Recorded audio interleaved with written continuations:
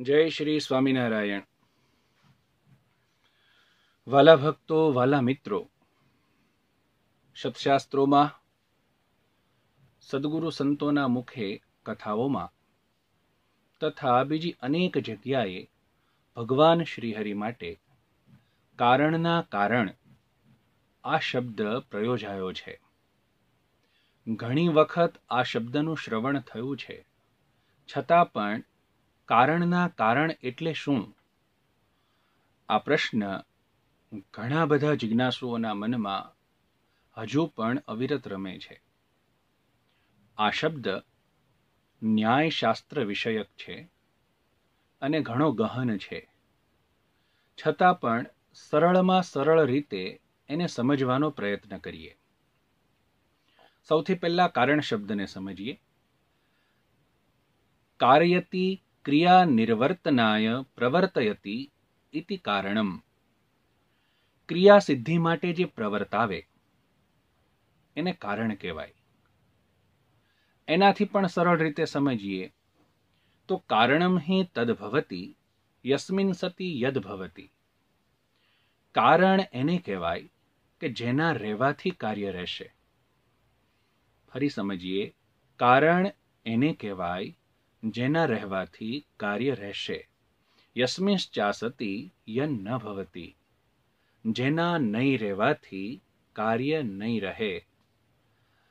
વેદાંત શાસ્ત્ર આ શબ્દને વારે વારે રિપીટ કરે છે ભગવાન માટે. એનો મુખ્ય ઉદ્દેશ શું છે એ આ એક લાઈનમાં સમજી શકાય છે. ફરીથી સમજીએ. કારણમ હિ તદ્ભવતિ યસ્મિન સતિ યદ ભવતિ યસ્મિશ્ચાસતિ યન ન ભવતિ. જેના રહેવાથી કાર્ય રહેશે, જેના નહીં રહેવાથી કાર્ય નહીં રહે.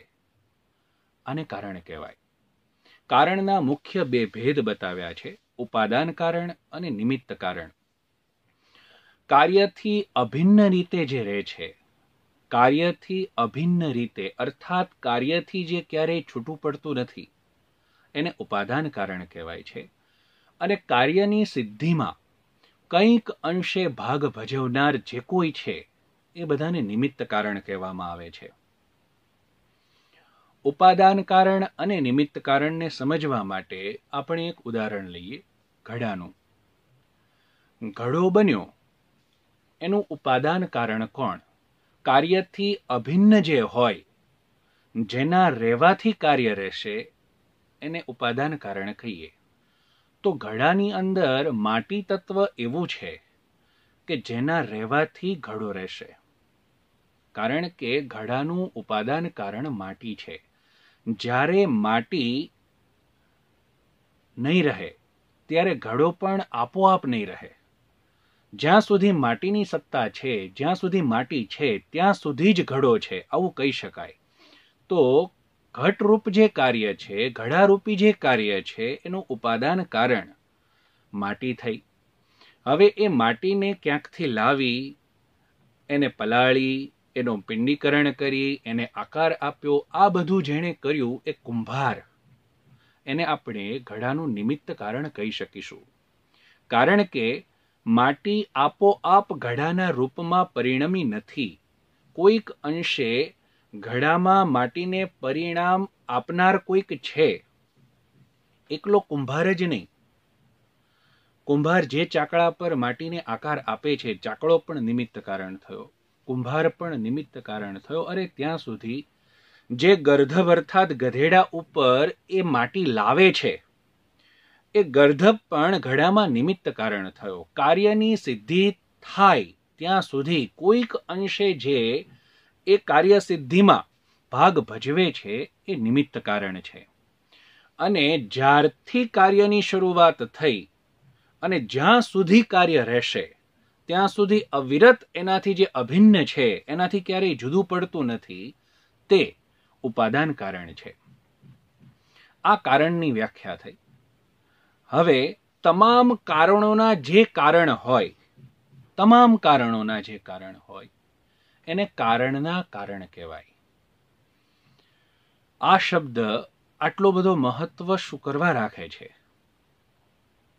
ઈશ્વર સત્તા એવી છે ભગવાન તત્વ એવું છે જેનો સાક્ષાત્કાર તમામ લોકોને થતો નથી. એના માટે યોગીઓ અનેક જન્મો સુધી સાધના કરે છે, ભક્તો અનેક જન્મો સુધી ઉપાસના કરે છે. ગીતાની અંદર ભગવાને જે ક્રમ આપ્યો છે, યતતામપી સિદ્ધાનામ કશ્ચિન મામ વેત્તિ તત્વતઃ, કે ઘણા બધા લોકો મથે છે, ઘણા બધા લોકો એમાંથી કોઈક સિદ્ધ થાય છે, અને એક સિદ્ધ થયેલા ઘણા બધા લોકોમાંથી કોઈક એક મને પામે છે. દુર્લભમાં દુર્લભ કોઈ તત્વ છે, દુર્લભમાં દુર્લભ, તો એ ભગવત તત્વ છે. એ ભગવત તત્વનો અહેસાસ આપણે ક્યારેક મૂર્તિમાં કરીએ છીએ, ક્યારેક આપણા આત્મામાં કરીએ છીએ, ક્યારેક જગતની અંદર કરીએ છીએ. આવી રીતે અલગ અલગ રીતે એ અહેસાસ આપણે પામીએ છીએ. પરંતુ જ્યારે કોઈક બુદ્ધિશાળી જીવ પોતાની બુદ્ધિથી આ તત્વને માપવાનો પ્રયત્ન કરે છે, ત્યારે હંમેશા એની સામે નકારાત્મક પરિણામો આવે છે. કારણ કે ભગવત તત્વ બુદ્ધિથી પર તત્વ છે, ત્યાં તમારી બુદ્ધિ પહોંચતી જ નથી, અને તમે પોતાની બુદ્ધિનું પેરામીટર લઈને ત્યાં માપવા ગયા છો. તો આ પ્રવૃત્તિ બંધ થવાની નથી. બુદ્ધિશાળી માણસો પોતાની બુદ્ધિ ગમે ત્યાં લગાડવાના જ છે, અહીંયા પણ લગાડશે જ. શાસ્ત્રને આ ખબર છે, મહર્ષિઓને આ ખબર છે, ઋષિઓને ખબર છે. તો એના માટે આ એક વિશેષણ એવું આપ્યું, જેમ ઘડાને જોતા એ ખબર પડે છે કે આ માટી હતી તો ઘડો બન્યો છે, માટી ના હોત ઘડો બનત નહીં. માટીમાંથી પણ ઘડો બનાવનાર કોઈક હશે ત્યારે ઘડો બન્યો છે, નહીં તો જેટલી સંસારમાં માટી છે, પૃથ્વી પર માટી છે, આપોઆપ એ બધી ઘડો બનવા જ માંડે. બુદ્ધિશાળી માણસ વિચારી શકશે કે માટી હતી તો ઘડો બન્યો છે, પહેલી વાત. બીજી વાત, માટી હોવા છતાં પણ એને કોઈક આકાર આપનારો હતો ત્યારે એ ઘડો બન્યો છે. તો ઉપાદાન કારણ અને નિમિત્ત કારણ કાર્યને જોઈ અને કારણની સત્તાનું જ્ઞાન કરાવે છે. જન્માદ્યસ્ય યતઃ, આ બ્રહ્મસૂત્ર છે. તમામ જગત જ્યાંથી પ્રગટ થયું છે, અર્થાત આ જગતને જોઈને, આ જગતરૂપી કાર્યને જોઈને ઈશ્વર સત્તાનું જ્ઞાન થાય છે. આટલું મોટું આ જગત છે તે એને બનાવનારો કોઈક હશે. પૃથ્વી, જળ, તેજ, વાયુ, આકાશ, આ 5 તત્વોની પંચીકરણ પ્રક્રિયા કરી ત્યારે જગતનું સર્જન થયું છે. એમને આપોઆપ સર્જન થતું નથી ક્યારેય. તો એ પંચીકરણ કરનાર કોઈક હશે, અથવા તો આ 5 તત્વોને પ્રગટાવનાર કોઈક હશે, અથવા તો આ 5 તત્વોથી ઉપરના પણ જે કોઈ તત્વો ગણી લેવામાં આવે છે, એ તમામ તત્વોને કોઈક પ્રગટાવનાર હશે. આ તમામ કારણ છે. પૃથ્વી કોઈક કારણ છે, જળ કારણ છે, તેજ કારણ છે, વાયુ, આકાશ, મહતત્વ, પ્રધાન, પ્રકૃતિ, આ બધા જ કારણ છે. પણ આ તમામ કારણોનો કોઈક કારણ હોય તો એ પરમેશ્વર છે. એ પરમેશ્વર જેને લઈ અને આ બધા છે. જેમ માટી છે તો ઘડો છે, જે દિવસે માટી નથી તે દિવસે ઘડો નથી. જ્યાં સુધી પરમેશ્વર તત્વ વિદ્યમાન છે ત્યાં સુધી જગતની સત્તા છે. એક આ રીતે કહી શકાય. પરમેશ્વર તત્વ સનાતન સત્ય છે, એટલા માટે એનો ક્યારેય વિનાશ થવાનો જ નથી. એટલા માટે બીજી રીતે એને એમ કહી શકાય કે જ્યાં સુધી પરમેશ્વરની ઈચ્છા છે ત્યાં સુધી જગતની સત્તા રહેશે. જ્યારે પરમેશ્વર ઈચ્છશે કે હવે પછી પ્રલય થવો જોઈએ, આ જે વિસ્તાર થયો છે એનું સંકોચન થવું જોઈએ, ત્યારે આ સૃષ્ટિ ધીમે ધીમે ધીમે વિલય થશે. એટલા માટે જ જે ઉત્પત્તિ તથા સ્થિતિ લય કરે, આ શબ્દ વપરાય છે. જે ઉત્પત્તિ, સ્થિતિ, લય કરે. ઉત્પત્તિ કરે છે એટલા માટે એ કારણ છે. ઉત્પત્તિ કરવાનું જ્ઞાન આપે છે એટલા માટે એ કારણ છે. ઉત્પત્તિ કરવામાં પોતે નિમિત્ત રૂપ છે એટલા માટે એ કારણ છે. ભગવાન શ્રીહરિ એકલા હતા, એમને સર્જન કરવાની ઈચ્છા થઈ ત્યારે એમણે પોતાની નજર કરી એક મુક્ત પુરુષ સામે. એ મુક્ત પુરુષ પ્રકૃતિ સાથે જોડાયો અને ત્યાર પછી આખું સર્જન થયું. તો ભગવાનની દ્રષ્ટિ, ભગવાન પોતે, ભગવાનનો સંકલ્પ જે કંઈ કયો આ નિમિત્ત છે. અને પોતે શ્રીહરિ કણકણની અંદર સમાયેલા છે. અંતર્યામી તત્વ કરીને આપણે જેને ઓળખીએ છીએ, કણકણની અંદર ભગવાન સમાયેલા છે, કણકણથી અભિન્ન રીતે ભગવાન છે. તો આ રીતે જ્યારે એને સમજીએ છીએ ત્યારે ઉપાદાન થાય છે. સમજજો વાતને કે કણકણમાં ભગવાન સમાયેલા છે. જ્યારે આ રીતે ભગવાનને સમજશું ત્યારે જેટલું બી કાર્ય છે સૃષ્ટિનું, ઈશ્વર સૃષ્ટિ હોય, જીવ સૃષ્ટિ હોય કે ગમે તે સૃષ્ટિ હોય, આ તમામની અંદર કણકણની અંદર ભગવાન સમાયેલા છે. જ્યારે આવું માનીએ છીએ, આવું સમજીએ છીએ ત્યારે ઈશ્વર તત્વને આપણે, પરમેશ્વર તત્વને આપણે ઉપાદાન કારણ કહીશું. અને ભગવાન શ્રીહરિની મરજીથી આ તમામ સંસાર ચક્ર ઉદ્ભવ્યું, ચાલે છે અને લય પામશે. આવું જ્યારે સમજીએ ત્યારે ભગવાન શ્રીહરિને નિમિત્ત કારણ કહીશું.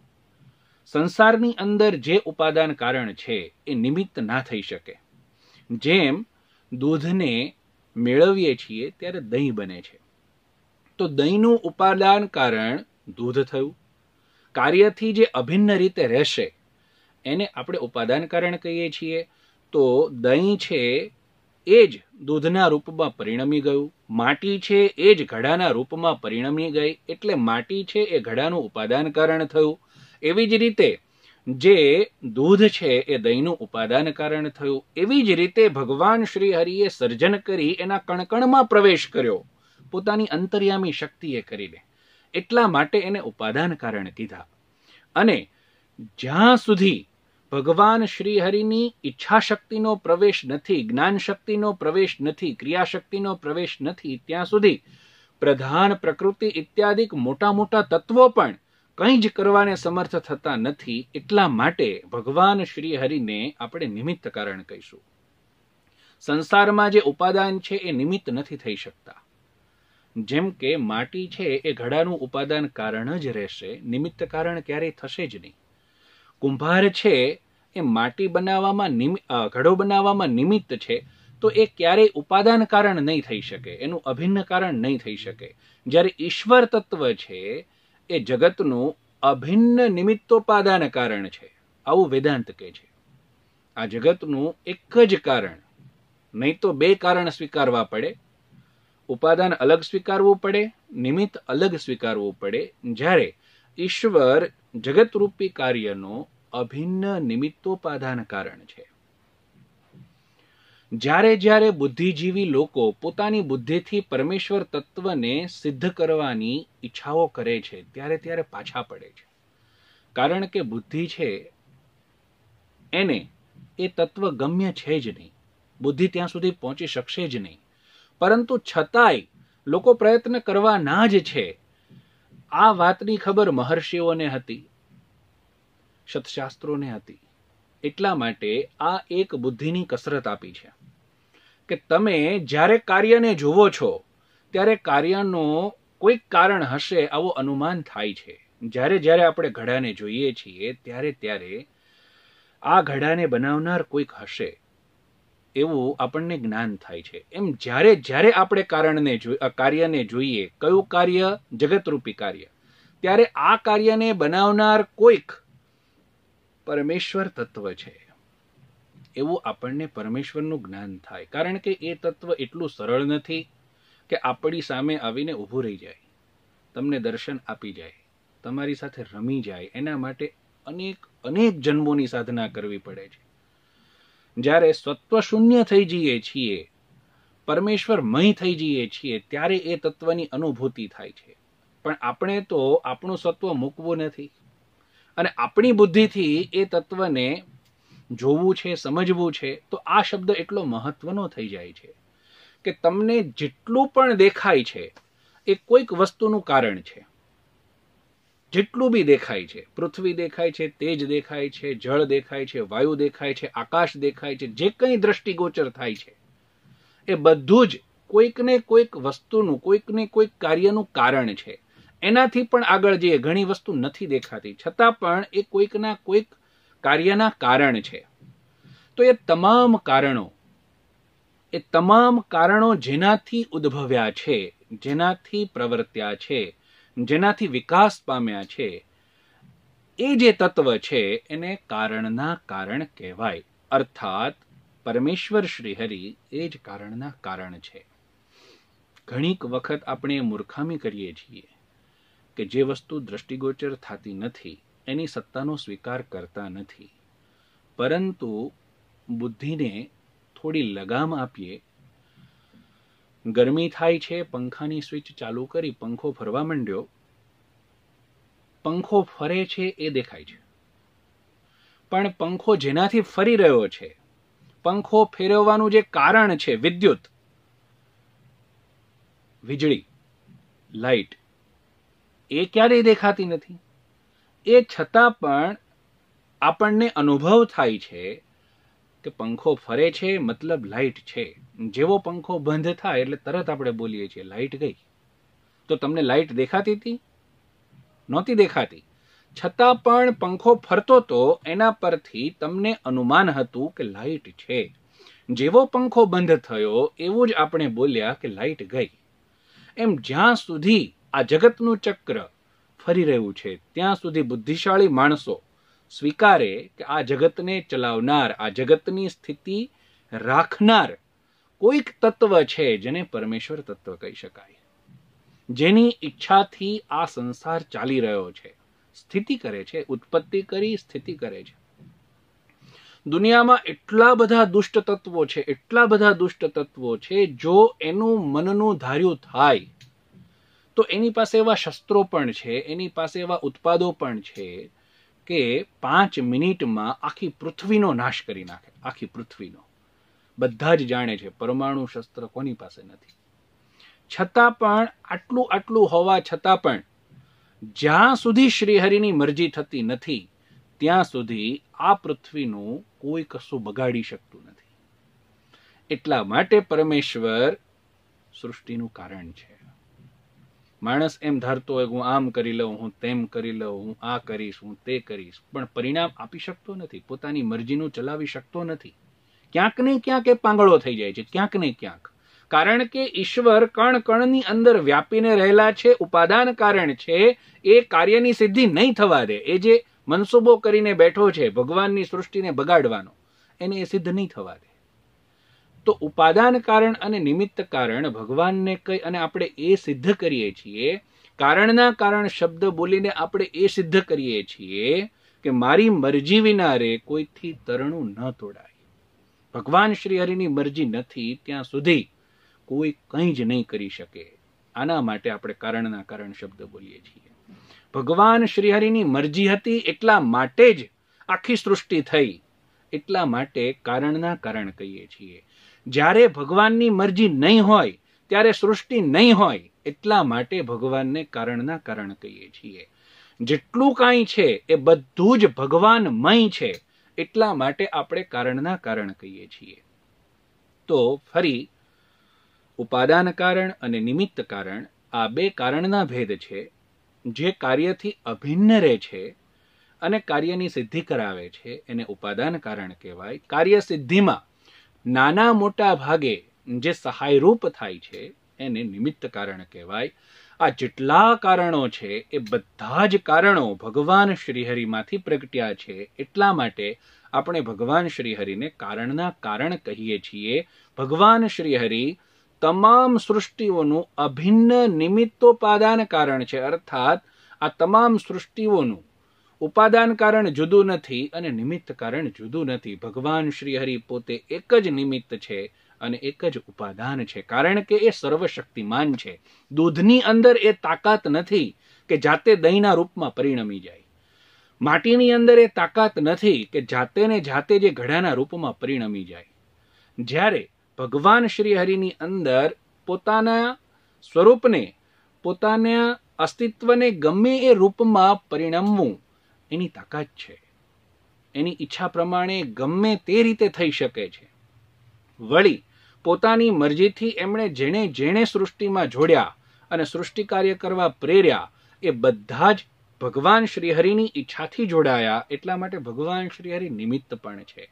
તો આવી રીતે આ વિષય ઘણો ગહન હોવા છતાં આટલું સરળ રીતે આને સમજી શકાય કે ભગવાનની મરજીથી સૃષ્ટિ થઈ છે એટલા માટે, અને ભગવાન જ્યાં સુધી ઈચ્છશે ત્યાં સુધી સૃષ્ટિ રહેશે એટલા માટે ભગવાનને કારણના કારણ કહીએ છીએ.